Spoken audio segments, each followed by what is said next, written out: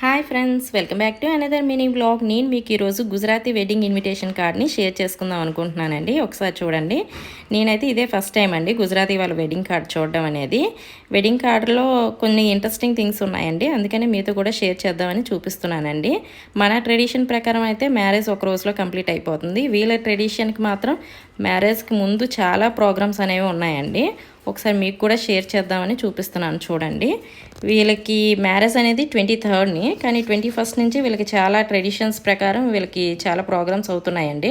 ఒకసారి చూసారంటే 21st పాట అని ఉంది కదండి, పాట అంటే సంగీత్ అండి.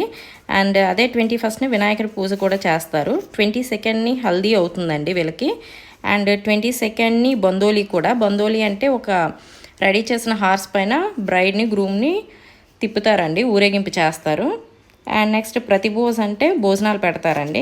నెక్స్ట్ భారత ఆగమనం అంటే పెళ్ళికొడుకుని ఫంక్షన్ హాల్కి తీసుకొస్తారండి. హస్తమిలప్ అంటే అమ్మాయి చేతిని అమ్మాయి రైట్ హ్యాండ్ని అబ్బాయి రైట్ హ్యాండ్లో పెట్టడం అండి. ఇది అయితే గుజరాతీ వాళ్ళ కార్డ్ అండి. మీకు ఎలా అనిపించిందో చెప్పండి. ఇదే ఫస్ట్ టైం నేను కూడా చూడడం. మీకు కూడా నచ్చినట్టయితే ఒక లైక్ చేసి షేర్ చేసి సబ్స్క్రైబ్ చేయండి. Thank you for